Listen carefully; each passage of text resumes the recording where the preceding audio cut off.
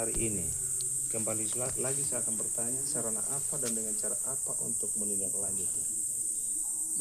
Maksud begini, supaya bisa diikuti kondisi yang terjadi kan, PT sudah serahkan uang kepada Kabid, lalu lewat ya berkata kan Kadis, lalu lewat Kabidnya mereka kira-kira mereka bagi-bagi. Dalam proses itu sekarang ya saya tidak mengatakan bahwa bapak mereka yang di PT ini rasa kecewa, tetapi kalau sudah seperti ini yang dimaksud oleh PM tadi bahwa sarana apakah ini dengan kondisi yang terjadi ini, apakah ini mau lapor ke pihak yang terkait, kepolisian atau bagaimana? Jadi baik, kalau kita tetap berpegang pada Undang-Undang nomor 18 tahun 2018 itu bahwa perlindungan dan penempatan tenaga kerja. Yeah. Jadi dalam poin pasal 83 itu sudah pasti bahwa proses CPMI cepat, tepat dan tidak boleh diperhambat. Yeah. Jadi mengarah ke undang-undang itu sampai sudah sekian lama CPMI sudah ditahan, bukan maunya perusahaan, tapi tuntutan mereka untuk harus bekerja, tapi ditahan oleh dinas. Maka secepatnya kalau tidak ada tanggapan dari dinas, maka kami akan berpegang pada undang-undang itu. Kami akan proses hukum. Sehingga dalam proses hukum ini, karena Kadis ini masih ada atasannya di Bupati, maka dalam waktu dekat kalau kami tidak sempat ke Bupati atau ke DPRD, maka kami mungkin langsung saja ke kepolisian bahwa terjadinya TPPO di Dinas Tenaga Kerja. Kenapa? Karena sudah berminggu-minggu calon CPMI ditahan haknya mereka ini. Mereka ditahan. Karena mereka minta jatah 500.000 per orang. Iya. Gitu. Dan kami pun dari perusahaan tidak pernah menyangkal itu. Mau minta 1 juta, 2 juta, kita bayar saja. Tapi mereka tidak mau kasih bukti, kwitansi, atau kalau memang pungutan itu apakah ada peraturan daerah, kami tidak tahu. Maka itu tuntutan kami sampai hari ini mereka tidak pernah menjawab itu.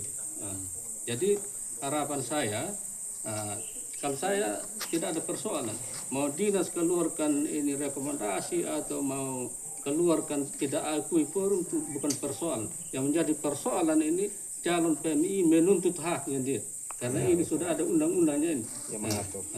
Apalagi sumber devisa. Pejabat manapun yang melakukan penundaan proses CPMI itu akan dikenakan hukuman itu 5 tahun penjara atau 1,5 M itu. Silakan saja. Kami tidak menuntut, silakan. Karena kami sudah berulang-ulang ini, dan bahkan kami hari ini kemarin sudah datang, mereka acuh dengan kami itu. Kami salah apa sebenarnya? Kami sudah niat baik kok. Kami datang ketemu mereka, selesaikanlah secara baik-baik. Kalau memang permintaan mau 500, mau 1 juta ya, itu di poin omong yang baik. Jangan memaksa. Tapi sudah pernah memberi itu. Ada beberapa yang kerja dalam negeri sudah memberi, baru seumur hidup, bukan seumur, saya masa kami bekerja dari tahun pergantian dinas, berdiri semua berdaya dan sudah diakui forum, dan sampai hari ini tidak ada pungutan seperti itu. Baru kali ini ada. Baru kali ini. Itulah yang membuat kami itu kesal. Kesal sekali itu kalau ada pungutan seperti itu. Kalaupun ada, kumpulkan. Kita punya forum, kita asosiasi ini, kita berkumpul untuk kita bicarakan. Kalau memang bilang, oh sekian, ada buktinya.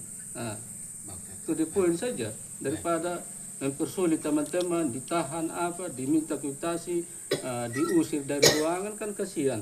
Ini korbannya ini. Dan kita ini yang masuk keluar ini, kita selama ini mitra. Berarti Bapak ini yang jadi korban pengusiran ya? Iya, benar sekali. Kapan Pak? Yang hari Jumat, tanggal Hari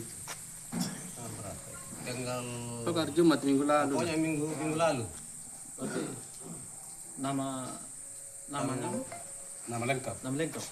Elvis Bora. Elvis Bora. Ya. PT Agung. Ini PT apa? Itu PT Valia Sinatria Sejati.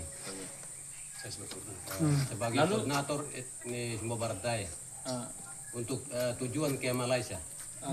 Jadi saya ceritakan yang terjadi itu. Awalnya hari Kamis saya masukkan permohonan, hari Jumat saya mau datang ambil rekomnya. Jadi pas hari Jumat itu saya datang, saya masuk kabit kabit panggil saya ketemu di ruangan. Pak kabit itu, kabit tenaga kerja. Jadi setelah saya ketemu dia omong per kepala ini 500.000 katanya itu. Jadi itu uang gunanya di mana sama begitu? Kenapa tidak rapat dulu dengan PT, dengan dinas? Kenapa dengan sebut uang 500 kami ambil di mana sekarang sama begitu? Jadi kalau seperti itu oke lah, kami siap bayar juga, tapi dengan pengertian siap akuntansi untuk kami pertanggungjawabkan atasannya kami sama begitu. Karena uang ini bukan uang pribadinya saya, itu uang perusahaan. Itu jawaban saya terhadap Pak Kabit itu. Masuklah saya di Pak Kadus. Jadi sepanjang hari ini dari pagi saya ada di sini sampai sore jam 3. Jadi sampai sore itu sudah mau jam 3. Saya tanya Pak Kabitnya gimana saya punya rekom itu sama begitu. Langsung dia arahkan saya di Kadis. Sampai di ruang Kadis. Jadi Kadis tanya saya kenapa dia begitu. Jadi saya omong itu saya tanya mau ambil rekom Bapak atau begitu. Setelah saya ambil rekom, tanya tuh rekom, loh, aku punya surat saja belum ada di meja saya dia begitu. Yang sebenarnya tidak pantas dia tanya itu rekom di saya lagi. Yang urus kan dia punya staf. Ya. Bukan saya yang urus, stafnya yang urus. Sebenarnya tidak boleh dia tanya saya lagi. Hanya saya tanya saja itu rekom itu. Jadi habis itu dia langsung keluar dia begitu, dia usir saya. Jadi saya masih bertahan, dia langsung bangun. Kalau mau tidak keluar saya keluar, dia begitu langsung dia bangun di ruangan ini pertengahan itu. Jadi saya langsung bangun. Biar baik saya yang bangun begitu. Kenapa bisa sampai koset pikiran dalam? Saya tidak tahu. Kalau pribadi saya tidak tahu. Karena saya bukan kasar dengan dia, saya omong dengan baik. Atau Bapak punya masalah pribadi dengan dia atau tidak? Tidak ada sama sekali. Tidak ada. Apalagi dia Kadis baru. Baik. Saya lanjut.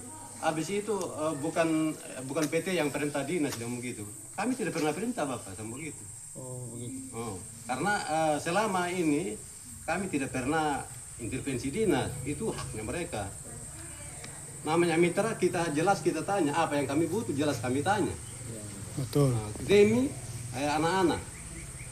Kami kan urus manusia, memanusiakan manusia. Sama-sama urus. Jadi saya lanjut sedikit lagi. Jadi selama ini berdirinya SBD kami tidak pernah ketemu kepala dinas yang seperti ini, yang usir orang dari ruangannya itu. Baru kali ini saya ketemu. Saya ini bukan binatang yang diusir, saya manusia. Oke. Sudah Terima kasih. Bos, oke. Pak Sek, Pak Alex,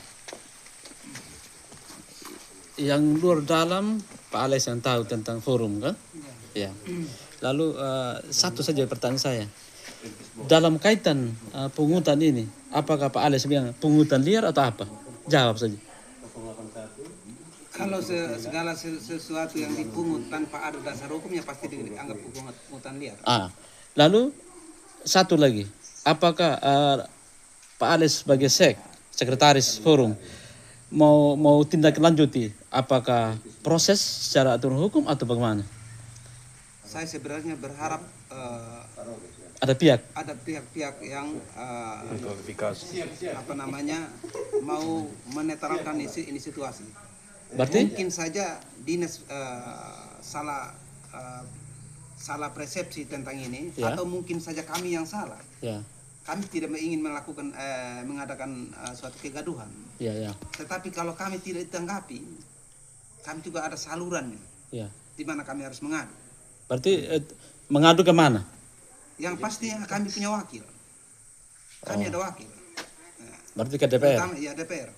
Tetapi setelah dari DPR itu, apakah lanjut ke proses aturan hukum atau bagaimana? Ya, kalau sebagai wakil rakyat, kalau wakil rakyat juga tidak menanggapi masalah ini, ya otomatis kami akan melakukan dengan cara kami sendiri. Oh, dan cara apa itu? Ya, salah satunya proses hukum. Oh ya, itu yang kita ambil. Itu saja.